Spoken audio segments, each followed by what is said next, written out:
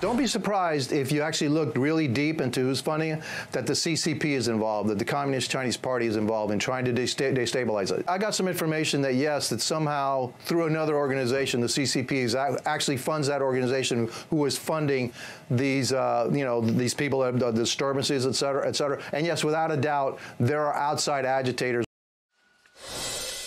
That was Florida Republican Congressman Carlos Jimenez with me on Mornings with Maria on Fox Business this week with breaking news that the Chinese Communist Party is backing some of the anti-Israel protests taking place on college campuses across the country.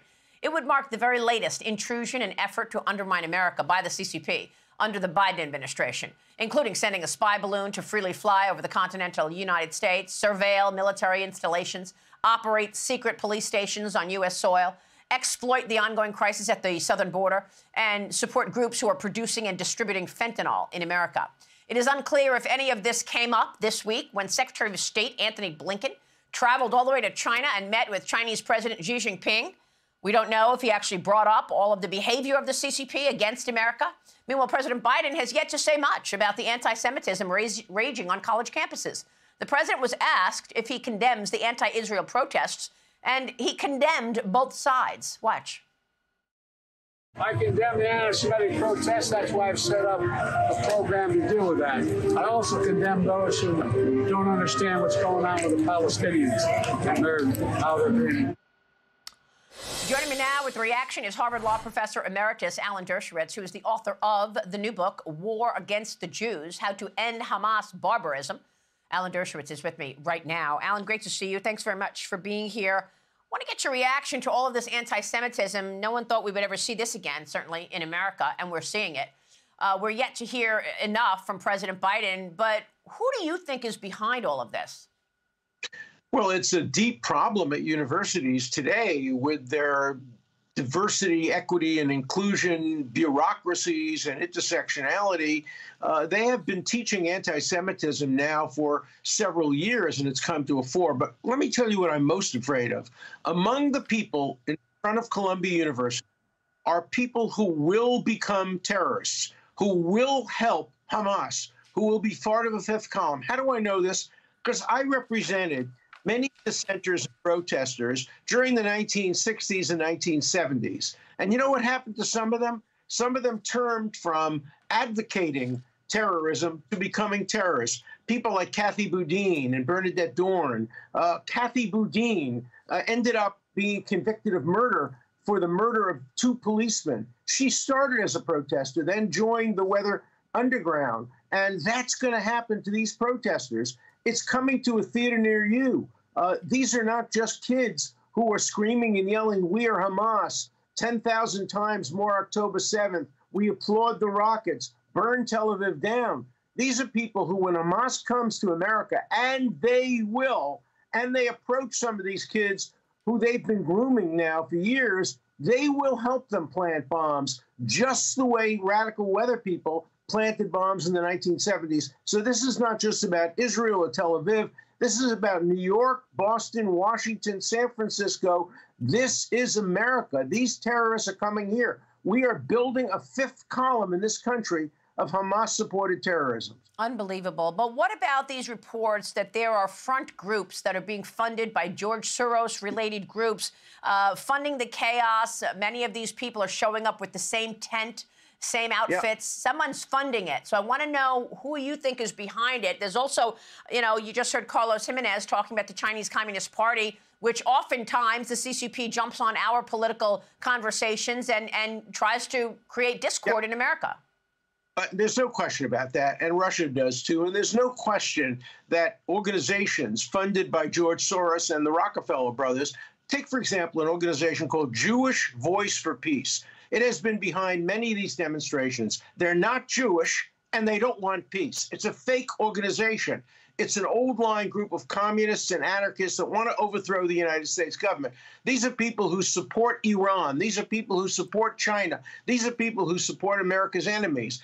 And they are funding much of this, as well as some Arab countries that are funding some of this. But these organizations are funded by George Soros and other organizations that help fund these academic and turn these useful idiots into protesters and eventually into terrorists. That's what terrifies me, because I know, I saw it. What happened to Kathy Boudin? She became a murderer. Then she was released from prison. Guess what happened to her? She was hired to teach students at Columbia University. She probably taught some of these people who are now demonstrating against America, down with America, death to America. Kathy Boudin and others who were terrorists, who stole protesters, became terrorists, then became teachers of future protesters. This is a much deeper problem than what's going on at Columbia University. Well, I mean, shouldn't the White House take this on and be more forceful against anti-Semitism? I mean, let's face it, the tone is set from the top. And the Democrats have been attacking Benjamin Netanyahu for now months in the middle of this war, as literally he's fighting for the survival of his country. You had Chuck Schumer on the Senate floor the other day saying that, you know, we need new elections in Israel. Bibi Netanyahu no longer serves the interest of Israel and the people there. And then you had Joe Biden come out and say, oh, what a great speech Chuck Schumer just gave. So Ted Cruz was on this program last week, and the senator from Texas said, if you look at the leadership, the Democrats' leadership, Schumer and Pelosi, they have also been, you know, fueling this anti-Semitism in many ways. Ted was my former student. I'm very proud of the way he has stood up for Israel against the Democrats. Look, the squad has been virulently anti-Israel, and we have not seen from the Democratic Party a single unequivocal statement simply condemning the lies. Israel's committing genocide. They have had fewer civilian casualties in proportion to combatants than any country in modern history. It's just a series of lies. And these series of credence by President Biden when he created this moral equivalence between people who are killing and murdering and people who are saying, well, wait a minute, maybe the Palestinians are being hurt by fellow Palestinians rather than by Israelis and by America.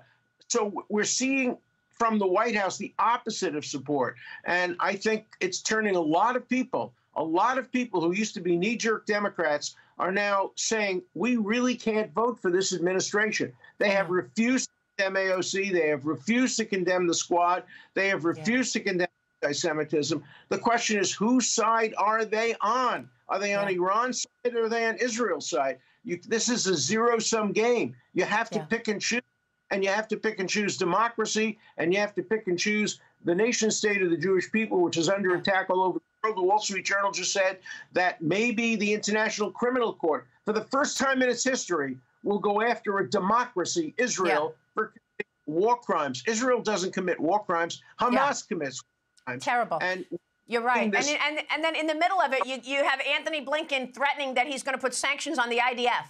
The Israeli Defense Forces. I mean, just in the middle of all of this, you actually talk about sanctions against Israel? I mean, it's absolutely extraordinary. Look, Alan, before you go, I got to get your take on what's going on in this Manhattan DA's courtroom where Donald Trump has been spending all his days.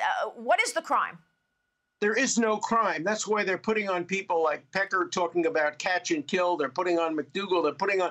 There's no crime. And, you know, they ought to be very careful about this because the Supreme Court of the appellate court in Albany just reversed Harvey Weinstein's conviction on the ground that they put in too much information that wasn't really relevant to the case. And that's what's happening. There is no crime in Manhattan. You cannot figure out what the crime is. That's why they're putting on all this evidence of non-crimes, trying to persuade the jury that catch and kill is a crime. It's not. Paying hush money is a crime. It's not.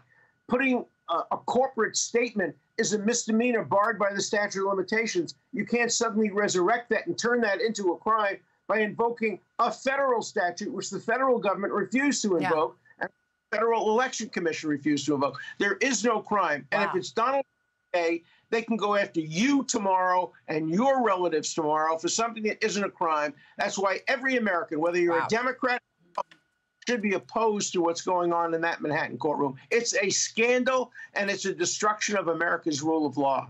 Simply extraordinary. Alan, thank you. Alan Dershowitz is with us. We appreciate your time. Harvard Law Professor Emeritus, Alan Dershowitz. Thank you, sir. Hey, Sean Hannity here. Hey, click here to subscribe to Fox News YouTube page and catch our hottest interviews and most compelling analysis. You will not get it anywhere else.